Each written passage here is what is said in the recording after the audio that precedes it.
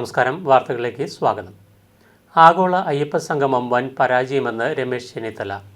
50 രാജ്യങ്ങളിൽ നിന്ന് പ്രതിനിധികൾ വരുമെന്ന് പറഞ്ഞു. ആരും വന്നില്ലെന്നും മുഖ്യമന്ത്രിയുടെ പ്രസംഗം കഴിഞ്ഞപ്പോൾ എല്ലാവരും പോയി എന്നും ചെന്നിത്തല പരിഹസിച്ചു. അയ്യപ്പൻ്റെ അനിഷ്ടം ഈ പരിപാടിക്കുണ്ടായി. എന്നാൽ UDF ചോദിച്ച ഒന്നിനും മറുപടി മുഖ്യമന്ത്രി തന്നില്ലെന്നും ഒരു ചർച്ചയും നടക്കുന്നില്ലെന്നും ചെന്നിത്തല കുറ്റപ്പെടുത്തി. അയ്യപ്പന് പോലും സംഗമം ഇഷ്ടപ്പെട്ടില്ലെന്നും സംഗമം പരാജയമായെന്നും വാസവനെങ്കിലും സമ്മതിക്കണമെന്ന് ചെന്നിത്തല പറഞ്ഞു. ശബരിമലയുടെ പുരോഗതിക്ക് വേണ്ടിയുള്ള ഒരു ചർച്ചയും ഉണ്ടായില്ലെന്നും തെരഞ്ഞെടുപ്പ് മുന്നിൽ കണ്ടുള്ള അടവായിരുന്നു അയ്യപ്പ സംഗമമെന്നും അത് പൊളിഞ്ഞെന്നും അദ്ദേഹം ചൂണ്ടിക്കാട്ടി. അതേസമയം സ്ത്രീ പ്രവേശനത്തിനു വേണ്ടി വാദിച്ച മുഖ്യമന്ത്രി ഒന്നും പറഞ്ഞില്ലെന്നും ചെയ്ത കാര്യം തെറ്റായിപ്പോയെന്ന് പിണറായി വിജയൻ പറയണമെന്നും സർക്കാർ നടത്തിയ Ayyappa Sangamam waste of money, waste of ടൈമാണെന്നും ചെന്നിത്തല കോട്ടയത്ത് മാധ്യമങ്ങളോട് പറഞ്ഞു. വാസവൻ ഉരുണ്ട് കളിക്കായിരുന്നു ഈ കാര്യത്തിലൊക്കെ. മന്ത്രി വാസവൻ പറയട്ടെ എത്ര പ്രതിനിധികൾ ഉണ്ടായിരുന്നു, മന്ത്രി പറയട്ടെ എത്ര പേര് ഉച്ചയ്ക്ക് ശേഷമുള്ള സെഷനിൽ പങ്കെടുത്തെന്ന്. സെഷനിലൊന്നും ആരും പങ്കെടുത്തില്ല, ഒരു ചർച്ചയും ഉണ്ടായില്ല. അപ്പം ഇത് വളരെ ദയനീയമായ പരാജയമാണ് ആഗോള സംഗമം ഉണ്ടായത്. അവിടെ ഇപ്പം നിങ്ങൾ ചെന്ന് നോക്കിയാൽ അറിയാം, അവിടെ ആരുമില്ല, അവിടെ ആരും ചർച്ചയിൽ പങ്കെടുക്കുന്നില്ല. അപ്പം കൊട്ടിഘോഷിച്ചുകൊണ്ട് വന്ന ആഗോള അയ്യപ്പ സംഗമം അയ്യപ്പന് തന്നെ ഇഷ്ടപ്പെടാതായിരിക്കുന്നു എന്നുള്ളതാണ് സത്യം. കലിയുഗവരതനായ അയ്യപ്പ സ്വാമിയുടെ അനിഷ്ടം കൊണ്ടാണ് ഈ സംഗമം ഒരു വൻ പരാജയമായി മാറിയത്. ശബരിമലയുടെ വികസനത്തിനോ പുരോഗതിക്കോ വേണ്ടിയിട്ടുള്ള ഒരു കാര്യം അവിടെ ചർച്ച ചെയ്തില്ലെന്ന് മാത്രമല്ല, ചർച്ച ചെയ്യാൻ ആരും ഉണ്ടായിരുന്നില്ല. ആരാണ് വിദേശത്തുനിന്ന് ആര് വന്നു? അദാനി അംബാനിയൊക്കെ വരുമെന്ന് പറഞ്ഞു. അവരെ അവിടെ ഒരു അടവായിരുന്നു. പക്ഷെ ആ അടവും പൊളിഞ്ഞുപോയി. ഒരു സംശയം വേണ്ട, കേരളത്തിലെ ഭക്തജനങ്ങൾ ഈ സർക്കാരിൻ്റെ ജനവിരുദ്ധ നയങ്ങൾക്കെതിരായി നിലനിൽക്കുന്നുള്ള സംശയമാണ്. സ്ത്രീ പ്രവേശനത്തിന് വേണ്ടി വാദിച്ച മുഖ്യമന്ത്രി അതിനെപ്പറ്റി ഒരു അക്ഷരം ഇന്ന് വേണ്ടിയില്ല. സ്ത്രീ പ്രവേശനം നടത്താൻ വേണ്ടി പോലീസിനെ ഉപയോഗിച്ച മുഖ്യമന്ത്രി അത് ഖേദം പ്രകടിപ്പിക്കാൻ പോലും തയ്യാറായില്ല. അപ്പം അതുകൊണ്ട് ഇതിൽ ആർക്കും വിശ്വാസമില്ല. ഭക്തജനങ്ങൾ പരിപൂർണമായി ആഗോള സംഗമത്തെ തള്ളി പറഞ്ഞിരിക്കുന്നു എന്നുള്ളതാണ് വസ്തുത. ഈ NSS SNDP ഒക്കെ പങ്കെടുത്തു. പ്രതിനിധി NSSന്റെ പ്രതിനിധി ഉണ്ടായിരുന്നു. വെള്ളാപ്പള്ളി നടേശൻ പറഞ്ഞ് പിണറായി വിജയൻ ഒരു ഭക്തനാണെന്ന് ഇതിലൂടെ തെളിഞ്ഞു എന്നാണ് പറയുന്നത്. അത് പറയേണ്ടത് പിണറായി വിജയനല്ലേ പറയണ്ടേ? പിണറായി വിജയൻ പറയട്ടെ ഭക്തനാണോ അല്ലയോ? പിണറായി വിജയൻ പറയട്ടെ ഞാൻ ഭക്തനാണ്, ചെയ്ത കാര്യം തെറ്റിപ്പോയി, മാപ്പാക്കണം, അല്ലെങ്കിൽ ഞാൻ ഖേദം പ്രകടിപ്പിക്കണം, ശബരിമലയിൽ സ്ത്രീകളെ കയറ്റിയതിൽ ഞാൻ ഖേദിക്കുന്നു എന്ന് പറയട്ടെ. അത് പറയുമോ പിണറായി വിജയൻ? അതാണ് അറിയുന്നത്. അപ്പം ഭക്തജനങ്ങളെ കളിപ്പിക്കുന്ന ഏർപ്പാടങ്ങൾ നിർത്തണം. ഇതുകൊണ്ടൊന്നും ഒരു പ്രയോജനം നിങ്ങൾക്കുണ്ടാകുന്നത് waste of money and waste of time. ഇത് മാത്രമാണ്. ഒരു പത്രലേഖൻ എന്നോട് പറഞ്ഞത് അവിടെ ഉണ്ടായിരുന്നത് ഒരു ദിവസം ഞങ്ങൾക്ക് നഷ്ടപ്പെട്ടതാണ്. Kottayam Arpookara medical college high school മൈതാനത്തിന് സമീപത്ത് കുറ്റിക്കാട്ടിൽ നിന്നും കണ്ടെത്തിയ മനുഷ്യൻ്റെ അസ്ഥികൂടം 30 വയസ്സിന് മുകളിൽ പ്രായമുള്ള പുരുഷൻ്റേതെന്ന് പ്രാഥമിക റിപ്പോർട്ട്. ഫോറൻസിക് പ്രാഥമിക റിപ്പോർട്ടിലാണ് ഇക്കാര്യം വ്യക്തമാക്കുന്നത്. കൂടുതൽ പരിശോധന തിരുവനന്തപുരത്തെ ഫോറൻസിക് ലാബിൽ നടക്കുമെന്ന് പോലീസ് അറിയിച്ചു. വെള്ളിയാഴ്ച വൈകിട്ട് 5ഓടെ ഫുട്ബോൾ കളിക്കുന്നതിനിടെ കുട്ടികളാണ് അസ്ഥികൂടം ആദ്യം കണ്ടത്. തുടർന്ന് പരിശീലകനെ വിവരമറിയിച്ചു. വിവരമറിഞ്ഞ് ഗാന്ധിനഗർ സ്റ്റേഷൻ SHO S ശ്രീജിത്തിന്റെ നേതൃത്വത്തിലുള്ള പോലീസ് സംഘം എത്തി.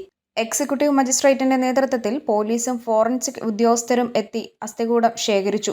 തലയോട്ടിയുടെയും വാരിയലിന്റെയും തുടയലിന്റെയും അസ്ഥിയാണ് ലഭിച്ചത്. അസ്ഥികൂടത്തിന് 3 മുതൽ 6 മാസത്തെ പഴക്കമുണ്ടെന്നാണ് പോലീസ് പറയുന്നത്. സമീപത്ത് നിന്ന് ഒരു ഡബിൾ മുണ്ടും നീല റബ്ബർ ചെരുപ്പും അരക്കുപ്പിയോളം വെള്ളവും കണ്ടെത്തിയിരുന്നു. ഇൻക്വസ്റ്റ് നടപടികൾ പൂർത്തിയാക്കിയ ശേഷം മൃതദേഹാവശിഷ്ടം കോട്ടയം മെഡിക്കൽ കോളേജ് ആശുപത്രി മോർച്ചറിയിലേക്ക് മാറ്റി. സംഭവത്തിൽ പോലീസ് കേസെടുത്ത് അന്വേഷണം ആരംഭിച്ചിരിക്കുകയാണ്. പ്രദേശത്ത് നിന്ന് കാണാതായ ആളുകളെ കേന്ദ്രീകരിച്ചാണ് ഇപ്പോൾ പ്രാഥമിക അന്വേഷണം. അടുത്ത കാലത്തായി പ്രദേശത്ത് ഒരു സ്ത്രീയുടെ തിരോധാന കേസ് മാത്രമാണ് രജിസ്റ്റർ ചെയ്തിട്ടുള്ളതെന്ന് പോലീസ് വ്യക്തമാക്കുന്നു. പ്രദേശത്ത് നിന്ന് കഴിഞ്ഞ 10 വർഷത്തിനിടെ കാണാതായവരുടെ വിവരം ശേഖരിക്കാനുള്ള നീക്കത്തിലാണ് പോലീസ്. News bureau, Kottayam. ഭൂപതിവ് നിയമ ചട്ട ഭേദഗതി കൊണ്ട് മലയോര ജില്ലകളിലെ ഭൂപ്രശ്നങ്ങൾ പരിഹരിക്കപ്പെട്ടുവെന്ന പ്രചാരണം തെറ്റാണെന്ന് മാത്യു കുഴൽനാടൻ MLA. തെരഞ്ഞെടുപ്പ് മുന്നിൽ കണ്ടുകൊണ്ട് സർക്കാരും ഇടതുമുന്നണിയും തെറ്റിദ്ധാരണാപരമായ പ്രചാരണമാണ് ഇപ്പോൾ നടത്തുന്നത്. പട്ടയഭൂമിയിൽ നിലവിലുള്ള വീടുകൾ ക്രമവൽക്കരിക്കേണ്ടതില്ലെന്ന നിയമം നിലനിൽക്കെ ഇതുമായി ബന്ധപ്പെട്ട് നടത്താൻ പോകുന്നത് വൻ സാമ്പത്തിക താൽപ്പര്യം മാത്രമാണെന്നും മാത്യു കുഴൽനാടൻ ആരോപിച്ചു. ചട്ട ഭേദഗതിയിലൂടെ മലയോര ജില്ലകളിൽ നിലവിൽ പട്ടയഭൂമി ഉള്ളവരുടെയും ഇനിയും പട്ടയം ലഭിക്കാനുള്ളവരുടെയും ജീവിതം ദുരിതത്തിലാകുമെന്നതാണ് യാഥാർത്ഥ്യമെന്നും മാത്യു കുഴൽനാടൻ പറഞ്ഞു. ഇപ്പോൾ കഴിഞ്ഞ ഏതാനും ദിവസങ്ങളായി ഈ ഇടതുപക്ഷ ജനാധിപത്യ മുന്നണിയുടെ രാഷ്ട്രീയ കേന്ദ്രങ്ങളിൽ നിന്നും സർക്കാരിന്റെ വിവിധ തലങ്ങളിൽ നിന്നും അവർ പ്രചരിപ്പിക്കുന്ന ഒരു നറേറ്റീവ് അല്ലെങ്കിൽ ഒരു വാർത്ത എന്ന് പറയുന്നത് ഈ ഭൂപതിവ് ചട്ട ഭേദഗതിയോടുകൂടി മലയോര മേഖലയിലെ വിശേഷിച്ച് ഇടുക്കി ജില്ലയിലെയൊക്കെ ഭൂപ്രശ്നങ്ങളുടെ 95% പരിഹരിച്ചു എന്ന നിലയിലാണ്. ഇത് വളരെ തെറ്റിദ്ധാരണാജനകമായിട്ടുള്ള, അങ്ങേയറ്റം വസ്തുതാ വിരുദ്ധമായിട്ടുള്ള, ജനങ്ങളെ കബളിപ്പിക്കാൻ ലക്ഷ്യമിട്ട് വരുന്ന തെരഞ്ഞെടുപ്പിനെ മാത്രം ലക്ഷ്യം വെച്ചുള്ള പ്രചരണമാണ്. യഥാർത്ഥത്തിൽ ഈ ചട്ട ഭേദഗതിയിലൂടെ ഇടുക്കിയിലെയും മറ്റു പ്രദേശങ്ങളിലെയും പട്ടയഭൂമി അനുഭവിക്കുന്ന പട്ടയഭൂമിയുടെ ഉടമകളായിട്ടുള്ള ആളുകളുടെ ഇനി ഭാവിയിൽ പട്ടയം ലഭിക്കാൻ സാധ്യതയുള്ള ആളുകളുടെ ജീവിതം കൂടുതൽ ദുരിതപൂർണമാക്കുകയാണ് ഈ ചട്ട ഭേദഗതിയിലൂടെ ചെയ്തിട്ടുള്ളത്. ഇവർ അവകാശപ്പെടുന്നത് ഈ ചട്ട ഭേദഗതിയുടെ ക്രക്സ് എന്ന് പറയും. ഒന്ന്, ആദ്യം ഭൂപതിവ് നിയമം ഭേദഗതി ചെയ്തു. അതില് നിയമവിരുദ്ധമായി അല്ലെങ്കിൽ പട്ടയ വ്യവസ്ഥകൾക്ക് വിരുദ്ധമായി നടത്തിയിട്ടുള്ള പ്രവർത്തനങ്ങളെ, കൺസ്ട്രക്ഷൻസിനെ റെഗുലറൈസ് ചെയ്യാൻ സർക്കാരിന് അധികാരം നൽകിക്കൊണ്ടാണ് ഭൂപതിവ് നിയമം ആദ്യം ഭേദഗതി ചെയ്തത്. അതിന് പിന്നാലെ ചട്ടം കൊണ്ടുവരുമ്പോൾ എല്ലാത്തിനും ക്ലാരിറ്റി ഉണ്ടാവും, എല്ലാം തീരും, എല്ലാം ഇവർ പറയുന്ന അല്ലെങ്കിൽ ഞങ്ങൾ ഉന്നയിക്കുന്ന പ്രശ്നങ്ങളൊന്നുമില്ല, അത് ബോധ്യപ്പെടും എന്നാണെന്ന് അവർ പറഞ്ഞു. ഇപ്പോ ചട്ടം പ്രസിദ്ധീകരിച്ചു. ഒരുപക്ഷെ പ്രസിദ്ധീകരിച്ച ചട്ടം നിങ്ങൾ പലരും പരിശോധിച്ചിട്ടുണ്ടാവുന്നതാണ്. അതായത് 7/6/2024 വരെ 7/6/2024 വരെ പട്ടയഭൂമിയിൽ ക്രമവിരുദ്ധമായി, നിയമവിരുദ്ധമായി പണിതിട്ടുള്ള കൊമേഴ്സ്യൽ ബിൽഡിങ്സിനെയും മറ്റ് വ്യവസായ ആവശ്യങ്ങൾക്കോ മറ്റു നിലയിലുള്ള ബിൽഡിങ്സിനെയോ റെഗുലറൈസ് ചെയ്യുന്ന ചട്ട ഭേദഗതിയാണ് അവർ കൊണ്ടുവന്നിട്ടുള്ളത്. അതിന് ഫീസും നിരക്കും ഏർപ്പെടുത്തി ആണ് ചട്ടം പ്രസിദ്ധീകരിച്ചിട്ടുള്ളത്. ഇപ്പോ ഇടത് നേതാക്കന്മാർ വലിയ ഉച്ചത്തിൽ പറയുന്ന ഒരു കാര്യം, വീടുകളൊന്നും റെഗുലറൈസ് ചെയ്യേണ്ട കാര്യമില്ല, വീടുകളെല്ലാം ക്രമം ആക്കി കഴിഞ്ഞു അല്ലെങ്കിൽ റെഗുലറൈസ് ചെയ്ത് കഴിഞ്ഞു ചട്ടത്തിലൂടെയാണ്. ഒന്നാമത്തെ കള്ളം എന്ന് പറയുന്ന അതാണ്. അതായത് പട്ടയഭൂമിയിൽ ആരെങ്കിലും വീട് പണിതിട്ടുണ്ടെങ്കിൽ അത് നിയമവിരുദ്ധമല്ല, അതിന് റെഗുലറൈസേഷന്റെ ആവശ്യമില്ല, അതിന് ഈ സർക്കാരിന്റെ ഒരു ഔദാര്യവും വേണ്ട. കാരണം പട്ടയ നിയമത്തിൽ അല്ലെങ്കിൽ ഭൂപതിവ് നിയമത്തിൽ വീട് വെക്കാനും കൃഷിക്കും ചെറിയ കട സൈറ്റുകൾ നടത്തുന്നതിനും ചെയ്യാനുള്ള റൈറ്റ് ആ നിയമത്തിൽ 1960 നിയമവും 64 ചട്ടം ഉണ്ടായ സമയം പോലെ ഉള്ളതാണ്. പട്ടയഭൂമിയിൽ നിൽക്കുന്ന ഒരു വീട് പോലും സർക്കാർ റെഗുലറൈസ് ചെയ്യേണ്ടതില്ല. പട്ടയഭൂമിയിൽ നിൽക്കുന്ന ഒരു വീടിനും റെഗുലറൈസേഷന്റെ അപേക്ഷ ആളുകൾ കൊടുക്കേണ്ടതില്ല. കാരണം ഇവരുടെ ഔദാര്യമല്ല ഒന്നാമത്തെ കാര്യം, അതില് ചട്ടവിരുദ്ധമായിട്ടൊന്നുമില്ല. ഇവരിപ്പോ ചെയ്തു വെച്ചേക്കുന്ന ചട്ടത്തിന്റെ പ്രത്യേകത എന്ന് പറയുന്നത്, നമ്മൾ പലപ്പോഴും കണ്ടിട്ടുണ്ട്. നമ്മളിപ്പോ ഹൈവേ കൂടെ പോകുമ്പോ ഏതെങ്കിലും ഒരു വീടിന്റെ അടിമാലിക്കൊക്കെ പോണ സൈഡിൽ വീടിന്റെ ഒരു മോളില് അല്ലെങ്കിൽ റോഡിനോട് ചേർന്ന് വന്ന ഭാഗത്ത് ഒരു കടമുറി ചിലപ്പോൾ ഒരു കടയായിട്ട് അല്ലെങ്കിൽ പലചരക്ക് നടത്തണോ, പലചരക്കോ അല്ലെങ്കിൽ പെട്ടിക്കടയോ ഇതൊക്കെ. ഇപ്പൊ ഈ ചട്ടം വന്നോടുകൂടി അങ്ങനെയുള്ള വീട് അല്ലെങ്കിൽ ഒരു കടമുറിയല്ല അല്ലെങ്കിൽ എന്തെങ്കിലും ആ വീടിന്റെ ഇറയാത്തോ അല്ലെങ്കിൽ വരാന്തയിലോ എന്തെങ്കിലും ലോക്കൽ കച്ചവടം ചെയ്തുകൊണ്ടിരുന്ന വീടുകളെല്ലാം നിയമവിരുദ്ധ വീടുകളായി മാറുന്നതാണ് ഈ ചട്ടത്തിന്റെ ഒന്നാമത്തെ എഫക്ട്. കാരണം ഏതെങ്കിലും നിലയിലുള്ള കൊമേഴ്സ്യൽ എസ്റ്റാബ്ലിഷ്മെന്റ് ഉള്ള റെസിഡൻസുകൾ റെഗുലറൈസേഷൻ ആപ്ലിക്കേഷൻ കൊടുക്കണമെന്ന് ഇവർ നിയമത്തിൽ ഈ ചട്ടത്തിൽ എഴുതി വെച്ചിരിക്കുകയാണ്. അതായത് വീടുകളൊന്നും നിയമവിരുദ്ധമല്ല എന്നിരിക്കെ എന്നതായിരുന്നു സ്റ്റാറ്റസ് എങ്കിൽ ഇന്ന് വീടിന്റെ ഇറയാത്ത് വെച്ച് മലഞ്ചരക്ക് മേടിക്കുകയോ വീടിന്റെ ഇറയാത്ത് വെച്ച് പുകയില കച്ചവടം ചെയ്യുകയോ വീടിന്റെ ഒരു മുറി പലചരക്ക് കച്ചവടത്തിന് ഉപയോഗിക്കുന്നുണ്ടെങ്കിൽ ആ വീടുകളെല്ലാം നിയമവിരുദ്ധമായ വീടുകളായി ഡിക്ലെയർ ചെയ്യുകയും അതിന് പ്രത്യേക അപേക്ഷ കൊടുക്കണം, പൈസ അടച്ച് റെഗുലറൈസ് ചെയ്യണം എന്ന നിലയിലേക്കാണ് ഇപ്പോ ഈ ചട്ടം ഒന്നാമത്തെ എഫക്റ്റ് എന്ന് പറയുന്നത് അതാണ്. രണ്ടാമത്തെ കാര്യം എന്ന് പറയുന്നത് 7/6/2024 ശേഷം 7/6/2024 ശേഷം പട്ടയഭൂമിയിൽ ഇനി ഒരു കെട്ടിടത്തിനും പെർമിറ്റ് ചെയ്യാൻ പറ്റില്ല. കാരണം അത് ആത്യന്തികമായി സർക്കാർ അടച്ചു. അങ്ങനെ ഒരു നിയമം ഇല്ലായിരുന്നിരുന്നതിനും ഹൈക്കോടതിയുടെ ഒബ്സർവേഷൻ മാത്രം ഉണ്ടായിരുന്നിടത്ത് ചട്ടം കൊണ്ടുവന്ന് ഇനിമേൽ പട്ടയഭൂമിയിൽ ഒരു കടമുറി പണിയുന്നതിനോ അതല്ലെങ്കിൽ കൊമേഴ്സ്യൽ ബിൽഡിംഗ് പണിയുന്നതിനോ പെർമിറ്റ് ഇഷ്യൂ ചെയ്യുന്നത് ഇല്ലീഗലാക്കി മാറ്റി എന്നതാണ് രണ്ടാമത്തെ എഫക്റ്റ് എന്ന് പറയുന്നത്. കടുത്തുരുത്തി പോലീസ് സ്റ്റേഷനിൽ സിവിൽ തർക്കം പരിഹരിക്കുന്നതിനായി വിളിച്ചുവരുത്തിയ ഞീഴൂർ സ്വദേശി കുറവംപറമ്പിൽ സ്റ്റീഫൻ ചാണ്ടി കുഴഞ്ഞു വീണ് മരിച്ചതിൽ പ്രതിഷേധിച്ച് കോൺഗ്രസ് നടത്തിയ പോലീസ് സ്റ്റേഷൻ മാർച്ചിൽ സംഘർഷം. പോലീസ് സ്റ്റേഷനിലേക്ക് നടത്തിയ പ്രകടനം പോലീസ് ബാരിക്കേഡ് കെട്ടി തടഞ്ഞു.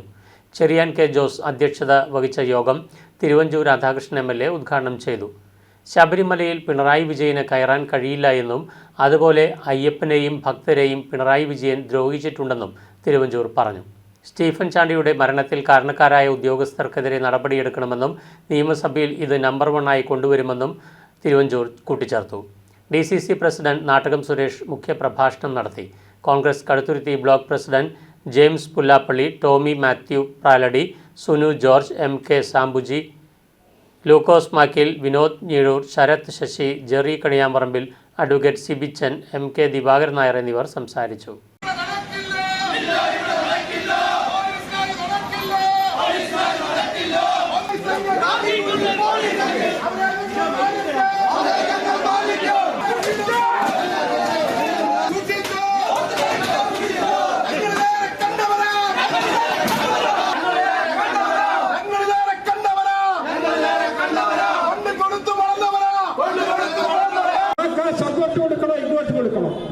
അതിന്റെ പേരിൽ വിരട്ടി മേടിക്കണം. ആ വിരട്ടി മേടിക്കാൻ ശ്രമിച്ചതിനാണ് ഈ പാവം സ്റ്റീഫൻ അപ്പൊ തന്നെ കുഴഞ്ഞു വീണത്. അങ്ങനെ ചെയ്യാൻ പറ്റുമോ? അപ്പൊ കൊലപാതകത്തിന്റെ ഉത്തരവാദിയാണ് ഈ സ്റ്റീഫന്റെ കൊലപാതകത്തിൽ ആ വിളിച്ചു വിരട്ടിയിട്ടുള്ള പോലീസ് ഉദ്യോഗസ്ഥൻ 1ാം പ്രതിയായിരിക്കുമെന്നുള്ള കാര്യത്തിൽ ആർക്കൊരു തർക്കമുണ്ടോ? അങ്ങനെയാണ് നീതി നടപ്പാക്കുന്നതിന് വേണ്ടി ആഗ്രഹിക്കുന്ന ഒരു സമൂഹം പ്രതീക്ഷിക്കുന്നത് തന്നെയാണ്. അതുകൊണ്ട് ഈ ഗുരുവാലിൽ ചെന്നുപെട്ടിരിക്കുന്ന പോലീസ് ഉദ്യോഗത്തിൽ അയാളെ ശിക്ഷിക്കാതെ ഞങ്ങൾ പുറത്തു പോകുന്ന പ്രശ്നമില്ല. ന്യായമായി കാര്യങ്ങൾ ചെയ്യണം. അതിനുശേഷമുള്ള സംഭവങ്ങളൊക്കെ ഇവിടെ നമ്മളെ പ്രിയപ്പെട്ട നേതാക്കന്മാരൊക്കെ പറഞ്ഞു. ഞാൻ അതിനെക്കുറിച്ച് വിശദീകരിക്കുന്നില്ല. ന്യായം നടപ്പാക്കുന്നതിന് വേണ്ടി ബാധ്യതപ്പെട്ട പോലീസ് അന്യായമായി പെരുമാറുമ്പോൾ ജനങ്ങൾ ഇറങ്ങി വരുന്നതിൻ്റെ സൂചനയാണ് നമ്മളിവിടെ കണ്ടുകൊണ്ടേയിരിക്കുന്നത്. കടുത്തുരുത്തി എന്നും മര്യാദക്കാരനെ ആളാണ്. സംശുദ്ധ രാഷ്ട്രീയത്തിന് ആമുഖമെഴുതിയ ഒരു പ്രദേശമാണ്. ആ കടുത്തുരുത്തിയിൽ ഈ കറുത്ത കുതിരകൾ ചെയ്തുകൊണ്ടിരിക്കുന്ന പ്രവർത്തനത്തെ നമുക്കൊരിക്കലും ഉൾക്കൊള്ളാൻ കഴിയാത്ത കാര്യമാണ്.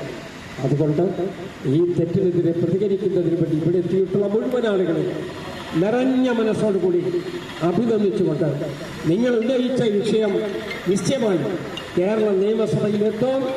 മുഖ്യമന്ത്രി ഉത്തരം പറയേണ്ടി വരും. അല്ലാതെ ഞങ്ങൾ നാവടക്കുന്ന പ്രശ്നമേ ഇല്ല. കടുത്തുരുത്തി പോലീസ് സ്റ്റേഷനിൽ സിവിൽ തർക്കം പരിഹരിക്കുന്നതിനായി വിളിച്ചുവരുത്തിയ ഞീഴൂർ സ്വദേശി കുറവപ്പറമ്പിൽ സ്റ്റീഫൻ ചാണ്ടി വെള്ളിയാഴ്ച വൈകിട്ട് 5 മണിയോടെ കുഴഞ്ഞു വീണ് മരിക്കുകയായിരുന്നു. ഭർത്താവിനും 3 പെൺമക്കൾക്കും സർപ്രൈസ് കൊടുക്കുവാൻ ഇറ്റലിയിൽ നിന്നും ഓടിയെത്തിയ സ്റ്റീഫൻ ചാണ്ടിയുടെ ഭാര്യ മഞ്ജുവിനോട് സമീപവാസിയായിട്ടുള്ള ആളുടെ സ്വത്ത് തർക്കം പരിഹരിക്കുന്നതിനെ വിളിച്ചിട്ടുണ്ട് എന്ന് പറഞ്ഞ് പോലീസ് സ്റ്റേഷനിലേക്ക് പോയതാണ് എന്ന് പിന്നീട് അറിഞ്ഞത് ഭർത്താവിൻ്റെ മരണവാർത്തയാണ്. Advocate Mons Joseph MLA, DCC president Nattakam Suresh എന്നിവർ സ്റ്റീഫൻ ചാണ്ടിയുടെ വീട് സന്ദർശിക്കുകയും കുടുംബാംഗങ്ങളുടെ ദുഃഖത്തിൽ പങ്കുചേരുകയും ചെയ്തു. കാര്യങ്ങൾ ചോദിച്ച് മനസ്സിലാക്കുകയും നീതി നടപ്പാക്കാൻ എല്ലാ സഹായവും വാഗ്ദാനം ചെയ്തു. കഴിഞ്ഞ ദിവസം കൊച്ചിൻ്റെ ഫോണിലോട്ട് കടുത്തുരുത്തിയിൽ നിന്ന് ഒരു പോലീസുകാരൻ വിളിച്ചിട്ട് എൻ്റെ ഹസ്ബൻഡിനോട് തലേദിവസം 5 മണിക്ക് ചെല്ലാൻ പറഞ്ഞിട്ടുണ്ടായിരുന്നു. അതിൽ ഞാൻ ഇന്നലെ വിദേശത്തു നിന്ന് വന്നതേ ഉള്ളൂ. ഇറ്റലിയിലാണ് വർക്ക് ചെയ്യുന്നത്. അവിടുന്ന് വന്ന് ആളറിഞ്ഞിട്ടില്ലായിരുന്നു ഞാൻ വരുന്ന കാര്യം. സർപ്രൈസായിട്ട് വന്നു. ഞാൻ വന്ന് കയറി ഒരു 5-10 മിനിറ്റ് കഴിഞ്ഞപ്പോഴത്തേക്കും പുള്ളി സ്റ്റേഷനിൽ പോകാമെന്നും പറഞ്ഞിട്ട് പോയി. ഇവിടുന്ന് സന്തോഷമായിട്ടൊക്കെ പോയതാണ് ആള്. പക്ഷേ സ്റ്റേഷനിൽ ചെല്ലേണ്ട കാര്യങ്ങളൊന്നുമില്ല, എല്ലാം പറഞ്ഞ് സോൾവ് ആക്കിയ കേസാണ്. വീണ്ടും എന്തിനാ പുള്ളിനെ വിളിച്ചതെന്ന് അറിയത്തില്ല. പുള്ളി പോയി ഒരു 1/4 മണിക്കൂർ കഴിഞ്ഞപ്പോഴത്തേക്കും വയ്യാന്ന് പറഞ്ഞ് കൂടുതലുണ്ടായിരുന്ന ആള് വിളിച്ചിട്ടാണ് ഞാൻ ചെല്ലുന്നത്. ചെന്ന് നേരെ കാരിത്താസിലോട്ട് കൊണ്ടുപോവുകയാണ് ചെയ്തത്. ഞാനിപ്പോൾ നിൽക്കുന്നത് സ്റ്റീഫൻ്റെ വീട്ടിലാണ്. വലിയ ദുഃഖകരമായ കാഴ്ചയാണ് ഇവിടെ കാണുന്നത്. സഹധർമ്മിണിയും 3 പെൺകുട്ടികളുമാണ് ഈ വീട്ടിലിപ്പോൾ ഉള്ളത്. സ്റ്റീഫൻ ആരോടും ഒരു വഴക്കുണ്ടാക്കുകയോ ഏതെങ്കിലും തരത്തിൽ ആളുകളോട് പിണങ്ങുകയോ ഒന്നും ചെയ്യുന്നൊരു മനുഷ്യനല്ലായിരുന്നു. ഒരു സാധാരണ മനുഷ്യനും ഒരു പാവപ്പെട്ട മനുഷ്യനും ഒരു ഭയപ്പാടുള്ള മനുഷ്യനായിരുന്നു. അദ്ദേഹത്തെ ഇന്നലെ SHO വളരെ ക്രൂരമായി അദ്ദേഹത്തെ ഹരാസ് ചെയ്തു എന്നാണ് മനസ്സിലാക്കാൻ കഴിയുന്നത്.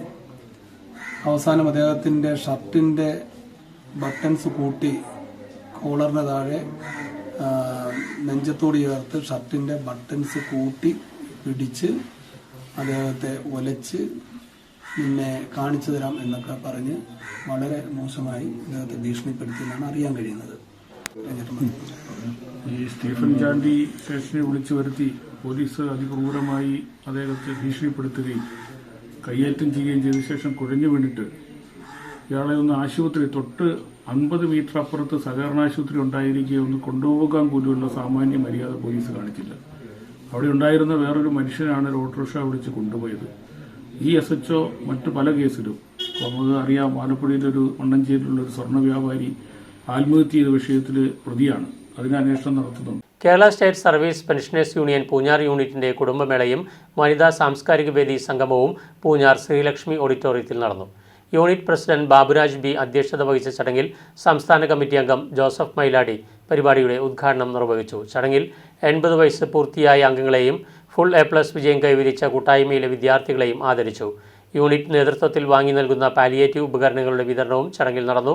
ചടങ്ങിൽ unit president Jose George, secretary professor CM George, Erattupetta block president CJ Mathai, സാംസ്കാരിക വേദി കൺവീനർ സുരേഷ് കുമാർ KK, വനിതാ വേദി കൺവീനർ ഓമന PN തുടങ്ങിയവരും സംസാരിച്ചു. സംഗമത്തോടെ അനുബന്ധിച്ച് സംഘടിപ്പിച്ച സെമിനാറിൽ കാഞ്ഞിരപ്പള്ളി സെന്റ് ഡൊമിനിക്സ് കോളേജ് മുൻ പ്രിൻസിപ്പാൾ ഡോക്ടർ ആൻസി ജോസഫ് പങ്കെടുത്തു. സംഗമത്തോടനുബന്ധിച്ച് സെമിനാർ സംഘടിപ്പിച്ചു. Seminar Kanjirappally saint Dominic's college മുൻ പ്രിൻസിപ്പാൾ ഡോക്ടർ ആൻസി ജോസഫ് നയിച്ചു.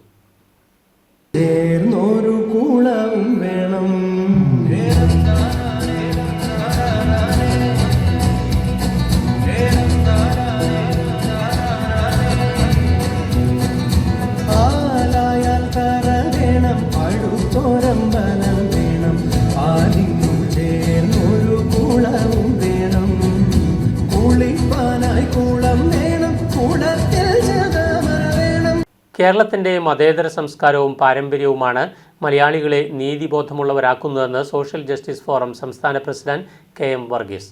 കടുത്തുരുത്തി കടപ്പൂരാൻ ഓഡിറ്റോറിയത്തിൽ സോഷ്യൽ ജസ്റ്റിസ് ഫോറം സംഘടിപ്പിച്ച നന്മയോളം നമ്മുടെ കേരളം സാംസ്കാരിക കൂട്ടായ്മ ഉദ്ഘാടനം ചെയ്ത് സംസാരിക്കുകയായിരുന്നു അദ്ദേഹം.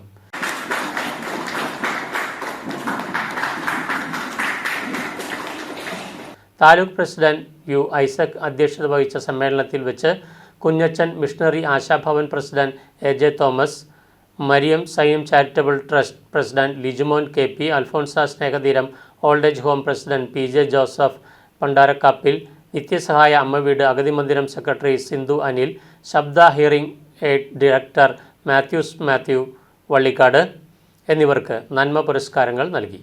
പ്രതിഭാ സംഗമം കടുത്തുരുത്തി ഗ്രാമപഞ്ചായത്ത് പ്രസിഡന്റ് NB സ്മിതയും കുഞ്ഞിളം കയ്യിൽ സമ്മാന വിതരണം മാധ്യമപ്രവർത്തകൻ സണ്ണി ചെറിയാനും ഉദ്ഘാടനം ചെയ്തു.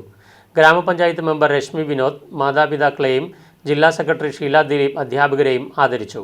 KS Somasekharan, VV Kanakambaran, Susheela Gopalan, Dileep Thacheril, സതീമണി, Praseetha Prasad, Rashmi Vinod, Udeesh KU, കവിത MJ, അനുപ്രിയ, രശ്മിത ഉദീഷ് തുടങ്ങിയവർ സംസാരിച്ചു. താലൂക്ക് സെക്രട്ടറി വിനോദ് തൂമ്പുങ്കൽ സ്വാഗതവും ജില്ലാ കമ്മിറ്റി അംഗം ജെമിനി എബ്രഹാം കൃതജ്ഞതയും രേഖപ്പെടുത്തി. അച്ഛനമ്മമാരും വിദ്യാർത്ഥികളാണ്. വിസ്ഫോടനാത്മകമായിട്ടുള്ള ഒരു കാലഘട്ടത്തിലൂടെയാണ് നമ്മൾ കടന്നു പോകുന്നത്. നമ്മുടെ മുന്നിൽ നിരവധി ചതിക്കുഴികളും കള്ളനാണയങ്ങളുമുണ്ട്. അതിൽ നിന്നെല്ലാം നമ്മുടെ കുട്ടികളെ കാത്തു സൂക്ഷിക്കുവാനുള്ള ഉത്തരവാദിത്വം ഓരോ രക്ഷിതാവും ഏറ്റെടുക്കേണ്ടുന്ന ഒരു കാലഘട്ടത്തിലൂടെയാണ് നമ്മൾ കടന്നുപോകുന്നത്. നന്മയുടെ ലോകം ചെറുതാവുകയും തിന്മയുടെ ലോകം വലുതാകുകയും ചെയ്യുന്ന ഒരു കാലത്തോടെയാണ് നമ്മൾ കടന്നുപോകുന്നത്. നന്മയിലേക്ക്, നന്മയുടെ പക്ഷം ചേർന്ന് നിൽക്കുവാൻ നമ്മൾ പരിശ്രമിക്കണം. നമ്മൾ കൂട്ടായി പരിശ്രമിക്കണം. വാർത്തകൾ കഴിഞ്ഞു. നമസ്കാരം.